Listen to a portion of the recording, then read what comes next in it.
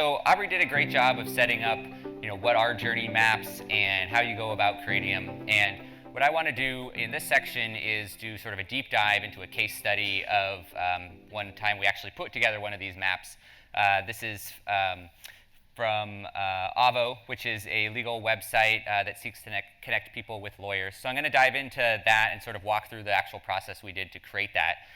And in the process, hope to cover why we chose journey mapping as an option in our organization, how we actually went about doing it, some of the key stages that came out, and then how we put that into practice. And I'm going to structure this tonight loosely around sort of some key questions that stakeholders often pose to people when you're setting these up about what reasons you might have for doing journey maps. So that first question is why, and why choose journey maps?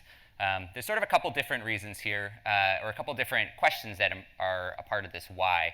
One is, why do you need to understand users, which is what journey maps are all about, is understanding your users. And that's a key component for any type of product or marketing work, is really understanding, who are you actually designing for, who are you actually creating products for, so that understanding the why is super important.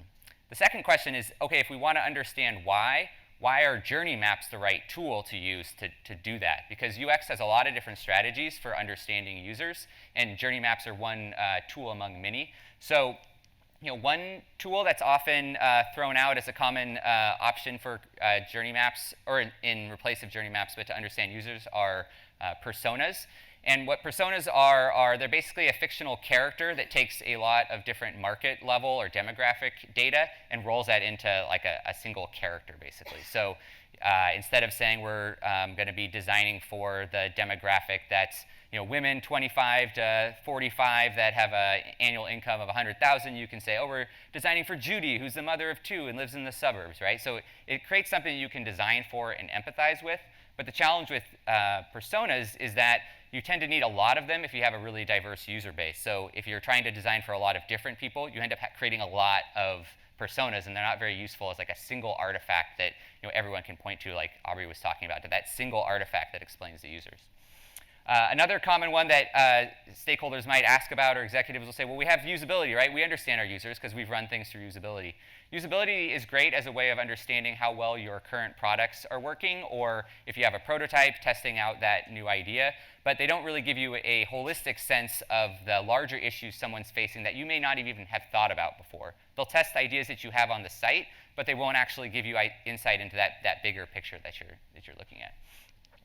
So, one thing that maybe when you're listening to Aubrey talk about this 5-step process, when stakeholders hear that sounds really expensive, right? Like, if that's going to take a lot of time, time is money. This is going to be a major research undertaking, and research often sounds very expensive to most stakeholders. So I want to walk through the process that we went through, because we did it in 3 weeks, which is a pretty compressed time frame to actually produce an artifact that's as usable as this is. So I want to walk through how we broke out those 5 steps that Aubrey talked about into 3-week chunks. So the first was interviews. So Aubrey talked about collecting research and the data. So we interviewed 16 consumers in 1 week for an hour each. So during that period, we had a researcher in one room doing the interviews, and another room where the rest of the team, there were 4 of us, were taking notes and taking verbatim notes. We took, I think, about 80 pages of notes, and then taking sticky notes and doing affinity mapping of the key themes that were coming out of what we were hearing. So in that 1 week, we were able to generate 16 interviews and all these notes that really got us into the sense of like, all right, what are the major themes that we're hearing across all these consumers? So that was the first week. The second week, we started to take that information and start to synthesize it. So we said, all right, these are the common themes that we're hearing from that first week and that affinity mapping that we produced. Now, how do we start to visualize this? And that is a real challenge at this stage, is to take those ideas and concepts you're hearing and turn those into a visual language, because you're really trying to find something that's going to resonate and communicate to a larger organization so that they can, when they're in the bathroom, have an easy understanding of what that might look like. So that was the second week. And in the third week, we actually produced that final visual document.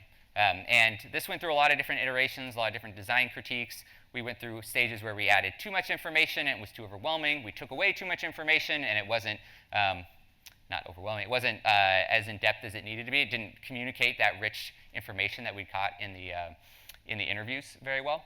So I want to walk through now sort of the stages as we broke this out. So the first one is the doing. And so Aubrey had that chart of like the do, think, feel. And for us, we created the visual anchor, which is that top section around the doing. And we did that because the biggest question I think a lot of us had, as Aubrey talked about, was what's it like for someone actually going through a legal situation, going through a legal problem. We didn't even know what the steps were. So we chose that as the place to focus the visuals of the journey map. The second section is the think section, and this is really where you start to get an insight into what people are actually thinking about and experiencing in this and get a window into their minds. The third is the feeling, and this is where we really wanted to communicate the complexity that people were going through in legal. In a legal situation, they will feel, thank God this is done, I'm finally finished with this, while at the same time feeling this is never going to be done. So capturing that in this map was really important to us. So we had a lot of detail and quotes within that.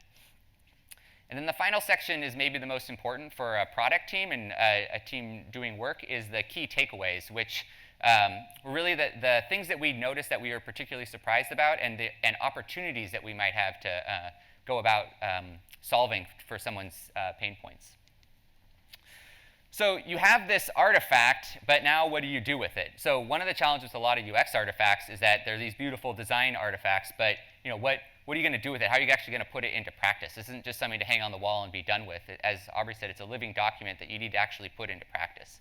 So what we did is we isolated 2 steps within that and said, all right, we're going to focus here. We're going to take these 2 middle steps for us, which were looking for an attorney and hiring an attorney, and then we're going to focus on 2 key pain points within that people were having, so key problems they were having within that experience. And then what we did was we started to create hypotheses for how we might solve that. So we said, all right, if our pain point is improving attorney evaluation, what are all the different hypotheses we have for actually solving that? And we created what we call an impact or a driver's map, where we started listing out every hypothesis we had for that. And we did that again and again and again over the next 2 years, really, and we're able to generate a 2 years worth of backlog for product ideas out of a single pain point that emerged out of that map. So going back to that earlier question of it sounds expensive, I mean, to get that many ideas that actually are all rooted back to real consumer pain points from a single 3-week exercise is pretty great and is well worth that expenditure of money.